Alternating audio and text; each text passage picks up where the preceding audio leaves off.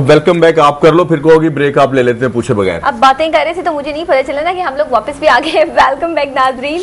और आज ईद का समा है, मीठी मीठी ईद है, छोटी छोटी ईद है, छोटी सी ईद है, इतनी सी हो सकता है इतनी भी हो, तो इससे कोई फर्क नहीं पड़ता है क्योंकि हम यहाँ पे मौजूद हैं आपके लिए खुशियाँ बांटने के लिए। हमारे साथ रहिए और आपसे दुआएं लेने के लिए भी।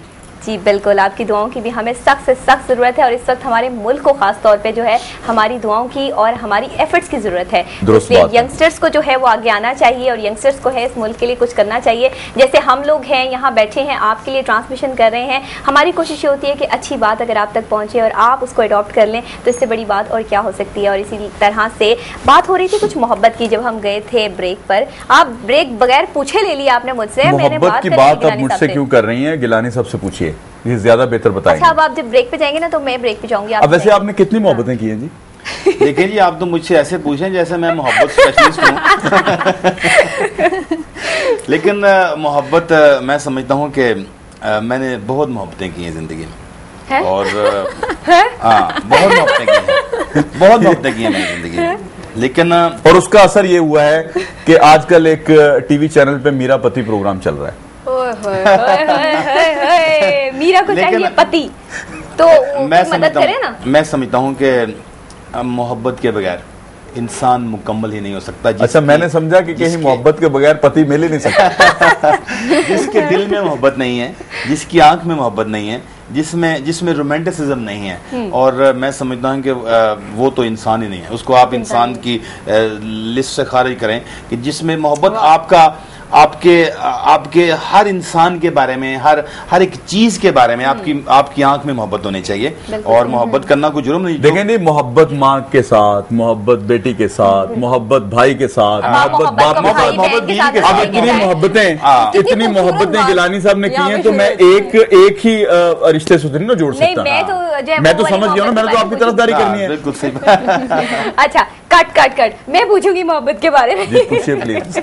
आप ये बताएं, पहली मोहब्बत आपने कौन सी उम्र में की थी? हाँ। मैंने जी पहली मोहब्बत जो है वो अब 8वीं क्लास में पढ़ता था और मुझे अपनी टीचर से मोहब्बत हुई थी, जो मुझे कुरान पाक पढ़ाती थी। अच्छा। और मैं समझता हूँ कि वो मोहब्बत जो है, उस मोहब्बत ने ही मुझे, फिर मैं कुरान पाक भी मैं पढ़ा और उस मोहब्बत ने मुझे इतना प्यार दिया। उसने मुझे, टीचर ने ऐसे मोहब्बत में ऐसे असूल सिखाए जिंदगी में रहने के। और मैं अभी तक मतलब उसकी जो मोहब्बत है वो मतलब कि मेरे साथ है और मैं उसको अब भी अपनी माँ का दर्जा देता हूँ। और अब भी उससे मुझे अभी भी मोहब्बत है। और जब मैं कभी गाँव अपने जहाँ पे मैं रहता था जाता हूँ तो उनके पाँव छूता हूँ, उनके गोडों को हाथ लगाता हूँ। तो मतलब कि ये मेरी पहली मोहब्बत थी। मोहब्बत से ही अक्सा की तरफ आते हैं जी। अक्सा, आपने मोहब्बत कब की? चले हम ये रियायत देते हैं, ये नहीं पूछेंगे किससे की। हाँ चले ठीक है, ये पहला क्वेश्चन मैं रिप्लाई करूंगी। ठीक है। मैं जब पैदा हुई साथ ही मैंने अपनी मामा से मोहब्बत कर। अच्छा, ये मामा की स्टार्ट होगी, ये तो कोई बात नहीं हुई। अच्छा, तुम अब ये देख लो, ये वैसी है। वो मोहब्बत तो ज़ाहिर है पहली मोहब्बत मेरी वही है। नहीं, पहली मोहब्बत तो सबकी माँ ही होती है। चलें दूसरी तीसरी बता दो। अच्छा, गिन रही है यानी काफी सारी। अच्छा ठीक है। देखो, लव एक इमोशन है। चले मैं इस तरह मैं आपके लिए आसानी पैदा कर दूं। वो वाली मोहब्बत नहीं, चले मैं इस तरह कह रही हैं, वो वाली मोहब्बत किससे की? वो नहीं होती वो वाली मोहब्बत वो किससे की?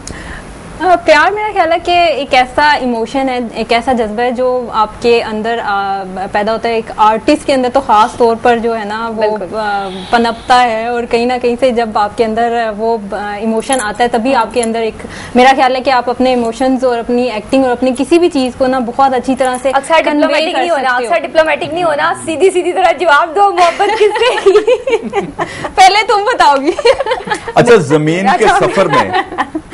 के सफर में अगर कोई आसमानी चीज है तो वो प्यार है। प्यार है, बिल्कुल। वाह, कितनी खूबसूरत बात। बिल्कुल ऐसी ही बात है। तो इससे छुपाने की कोशिश मत करो। और मोहब्बत तो आंखों से है, बल्कि मोहब्बत तो बांटनी चाहिए। मोहब्बत तो बांटनी चाहिए, सही बात है। लेकिन अपना महबूब नहीं बांटना चाहिए। मोहब्बत तो ऐसा रिश्ता है कि जो इंसान को खुदा तक ले जाता है। ये तो मोहब्बत की अगली मंजिल जो है वो इश्क है। और इश्क जो है वो तो एक सीढ़ी है खुदा तक पहुंचने के लिए।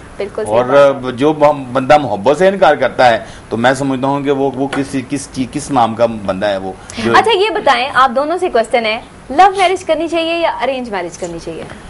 इसमें जी ये है कि मैंने तकरीबन कोई 500 से ज्यादा मैं लव मैरिजेस करवा चुका हूँ एज ए वकील।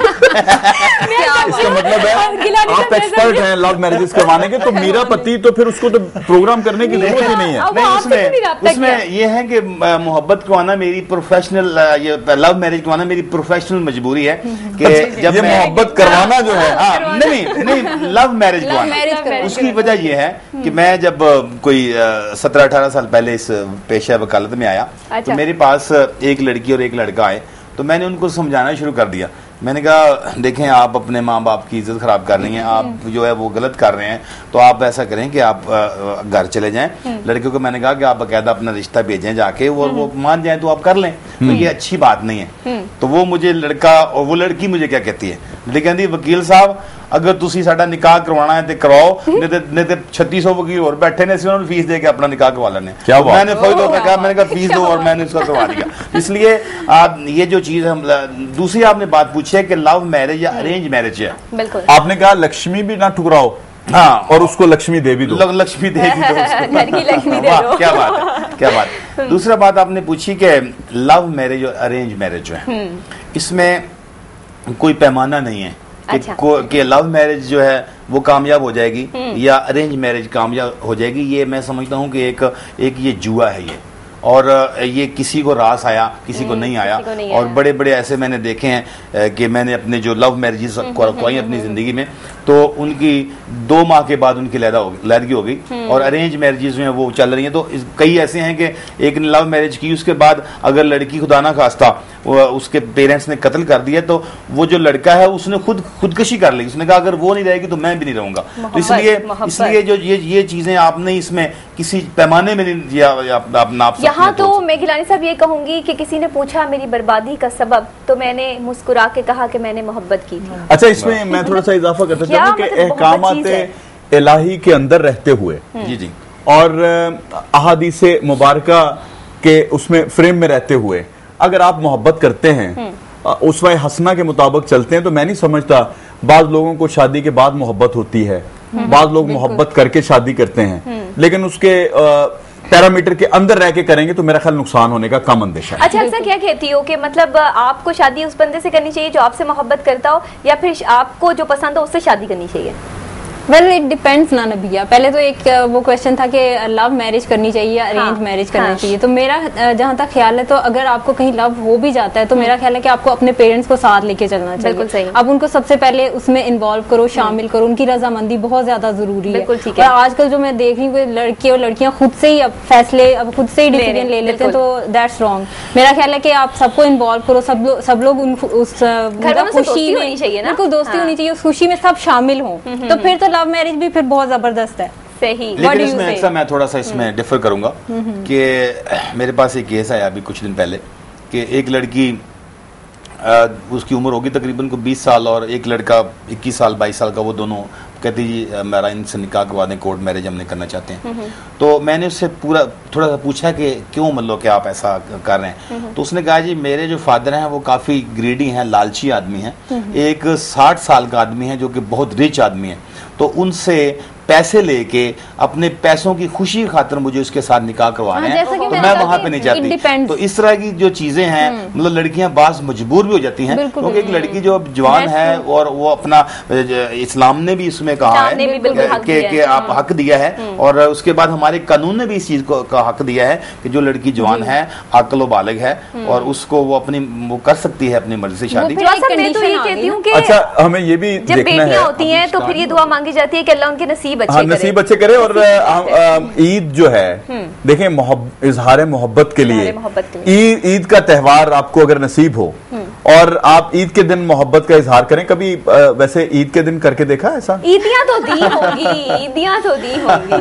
अभी जी देखें अपने असल में थोड़ा सा ये नेचुरल है या क्या है कि जो पहले शादी से पहले जो लड़की जो है उसको इजहार मोहब्बत भी करता है इंसान, हर चीज उससे प्यार के डायलॉग भी बोलता है। देखें ना, यहाँ गिलानी साहब कहते हैं जी पहले उसके बाद जब शादी से पहले जब शादी हो जाती है इजहार मोहब्बत भी करता है, और बाद में क्या होता है? मैं इसमें ये है कि उसके बाद की मैं बात करता हूँ कि शादी के बाद थोड़ा सा एक, मैं समझता हूँ कि एक चीज जो पहले नहीं देखी हुई या जिसके बारे में नहीं पता, उसके बाद वो लड़की 24 घंटे आपके पास रहती है, तो वो थोड़ा सा इजहार, वो घर की मुर्गी दाल बराबर, थोड़ा सा इजहार करने में हिचकिचाहट इंसान करता है। लेकिन ईद वाले दिन भी, मतलब कि मैंने अभी घर से आया हूँ तो मैंने अपनी मिसेज को जो है विश किया, आई लव यू कहा, आई लव यू, और ये तो रिवाइज होता है। मैं तो कहती हूँ कि ईद का दिन है, गले हमको लगाकर मिलिए, रस्म दुनिया। ये आपने किसको कहा? ये मुझे जरा दोबारा कहिएगा किसको कहा? बस मैंने कह दिया जिसको कह रहा था। अच्छा चलें, ठीक हो गया। उस तक पहुँच गया। हाँ आहिस्ता बोलो, दीवारों के भी कान होते हैं। ओ जब प्यार किया तो डरना क्या।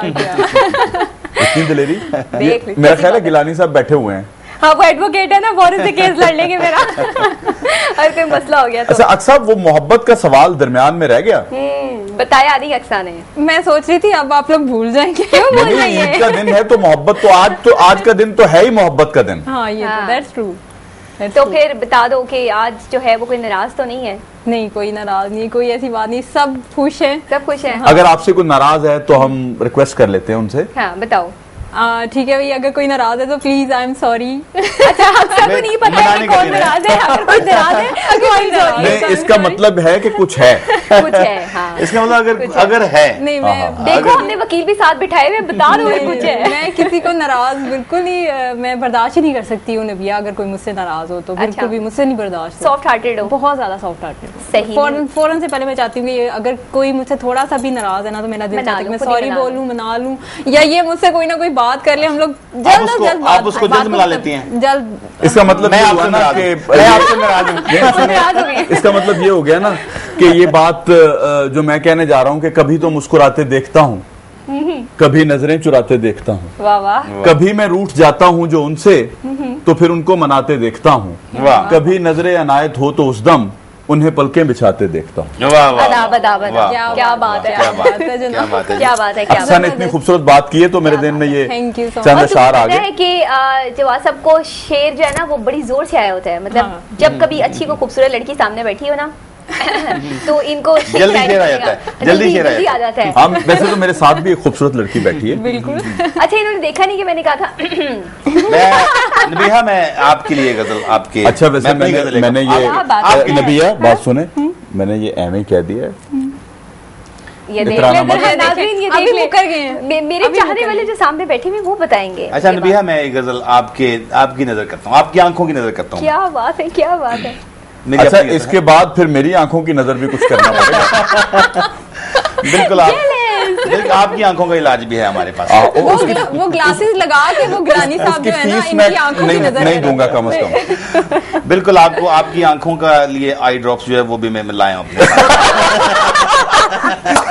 अच्छा नहीं वो आजकल मैं शॉर्ट हुए हैं मार्केट में। नहीं आपके लिए 0.5 जो है ना किस्म के हैं, मिल जाते हैं। अच्छा मैं गजल के चंद अशार कहना चाहता हूँ जी।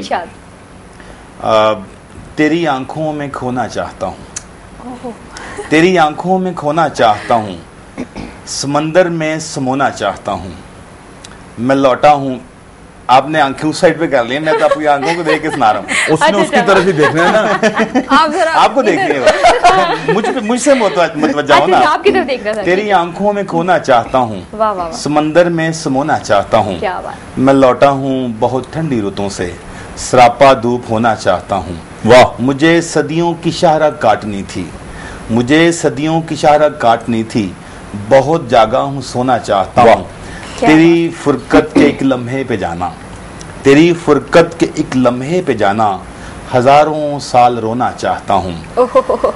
मेरी बचपन से ये ख्वाहिश है महमूद, मेरी बचपन से ये ख्वाहिश है महमूद, मैं सूरज सा खिलौना चाहता हूँ, तेरी आंखों में खोना चाहता हूँ, बहुत अच्छे, समंदर में समोना चाहता हूँ। क्या बात है। और आंखें कहते हैं कि दिल की आकाश होती हैं, शायद मेरी आंखें वाकई सच बोलती हैं। हाँ ये सच बोलना तो बहुत अच्छी बात है नबिया। बिल्कुल। और आओ उल्फत का रास्ता ढूंढे, अब तो नफरत ने इंतहा की है। जो कराची के हालात हैं तो मैं समझता हूँ कि साथ साथ उसको बिल्कुल हमें याद लेके चलना चाहिए और वहाँ पे जरूरत इस बात की है कि मोहब्बतों को बोया जाए, मोहब्बतों को उनको संवारा जाए और उनको अपने खूने जिगर देख के पाला जाए। बिल्कुल। और इस वक्त जो हमारे नाजरीन हमें देख रहे हैं जो कराची से स्पेशली जो लोग हमारे साथ हैं इस वक्त, खास तौर पे मैं जो है उन लोगों के घरों में जिनके जो है वो इस वक्त तकलीफ का समा है, जिनके अपने उनसे बिछड़ गए हैं, उन सब लोगों को ये कहूँगी कि अल्लाह की तरफ से जो है वो हर चीज़ होती है, लेकिन ये जो हालात हो गए हैं कि एक मुसलमान दूसरे मुसलमान को जो है वो इस वक्त मार रहा है, कत्ल कर रहा है, खून रेजी हो रही है, इसके लिए हमें सिर्फ इस्तग़फ़ार करना है, दुआ के लिए हाथ उठाने हैं, क्योंकि मोहब्बतें खत्म हो गई हैं हमारे अंदर से, मोहब्बतें जो है वो बिल्कुल खत्म होती जा रही हैं। हम नहीं समझ पा रहे कि हमारा अगला कदम क्या है। हमें शायद लगता है कि हमारा अगला कदम जो है वो गलत ही होना चाहिए, लेकिन सही लोग जो है उन्हें आगे आना होगा, प्यार मोहब्बत बांटना होगा। हमारी आज कोशिश है ईद के मौके पे कि आप लोगों के साथ जो है ये प्यार और मोहब्बत बांटा जाए और अल्लाह ताला आप तमाम लोगों को जिनके अपने प्यारे इस वक्त उनके साथ नहीं है उन्हें सब्र जमील अता फरमाए। और साथ साथ मैं ये भी कहता चलूं कि हमारे जो लीडरान हैं जिनकी तरफ सबकी नजरें हैं उनको भी अल्लाह ताला सही फैसले करने की तौफीक अता फरमाए और हमारे मुल्क पाकिस्तान के तहफ़्फ़ुज़ के लिए हमें अपने ताई हर बंदे को जो हमारा काम है वो करने की तौफीक अता फरमाए। इसमें मैं एक बात थोड़ी सी करना चाहता हूँ कि जो हमारे मुल्क के पाकिस्तान में जो सिस्टम जो चल रहा है, जो हमारे हुक्मरानों ने और हमारे सियासतदानों ने जो लूट सूट का जो बाजार गर्म किया हुआ है और अमीर अमीर तर होता जा रहा है, गरीब गरीब तर होता जा रहा है, इस तरह का सिस्टम किसी दुनिया में किसी भी कोने में चला नहीं है। उसकी वजह यह है कि जो अवाम हैं जिनके हकूक सलब होते हैं वो सड़कों पे निकलती है, अपने हकूक के बारे में वो लड़ती है आके, लेकिन ये हमारा जो सिस्टम है ये इंशाल्लाह ये चेंज होने वाला है। थोड़ी सी देर हो गई है और ये इंशाल्लाह हमारी जो कौम है ये बाशऊर है और अपने इनकलाब आएगा और थोड़ा सा अभी टाइम चाहिए और हमें यकजा होने की जरूरत है, यकसू होने की जरूरत है और हमारी सोच जो है वो वही होनी चाहिए जो 14 अगस्त 1947 को जब पाकिस्तान वजूद में आया उस वक्त एक सोच थी और वही सोच हमें लेके चलना है और यहाँ पे कौमियत और लिसानी बुनियादों पे हमारे पास कोई लीडर नहीं है जो कायदे आजम हो, इस वक्त हमारे पास कोई अल्लामा इकबाल नहीं है, यहीं से जो है वो कोई कायद निकलेगा, यहीं से कोई मैं समझता हूँ कि उस वक्त कौम थी, मुल्क नहीं था। अभी मुल्क है लेकिन कौम जो है वो नहीं है, कौम जो है वो यकजा नहीं है। कौम को उसके बखेड़ों में ऐसा उलझा दिया गया है कि वो अब बेचारे अपने रिज़्क कमाएं, अपने बच्चों के लिए अपना पेट पालें या कुछ और सोचें कि अपनी बेहतरी। नबी अब हम इन मेहमानों का शुक्रिया अदा करना है और ब्रेक लेनी है और नए मेहमानों के साथ हमने गुफ्तगू शुरू करनी है। बिल्कुल ठीक है, तो जब तक हमारे नए मेहमान हमें ज्वाइन करते हैं, हम जो है महमूदुल हसन गिलानी साहब का और अक्सा बुखारी का बहुत शुक्रिया अदा करते हैं कि आज आपने ईद के मौके पे हमारे साथ ये सेलिब्रेशन की और होप्स हो कि आपको अच्छा लगा होगा। जी बहुत शुक्रिया जी नबिया, हमें बहुत अच्छा लगा और आपकी पूरी टीम को, रॉयल टीवी को, पूरी टीम को मैं शुक्रिया अदा करना चाहता हूँ कि आपने यहाँ पे बुलाया, बहुत ही अच्छा लगा। सबको मेरी तरफ से दोबारा फिर ईद मुबारक। बिल्कुल, अगेन मुबारक मेरी तरफ से भी नबिया बहुत बहुत थैंक यू। मेरी तरफ से दोबारा सबको ईद मुबारक और मैं अपने व्यूवर से यही कहूंगी कि आज खुशियां बांटें, खुश रहें बस। तो अक्सर कल फिर मैं तुम्हारे घर आ रही हूँ सवैयां खाने के लिए, अभी आ रही हूँ, अभी आऊंगी तो साथ में नाज़रीन इसके साथ छोटा सा ब्रेक लेते हैं और अभी हाजिर होते हैं नए मेहमानों के साथ।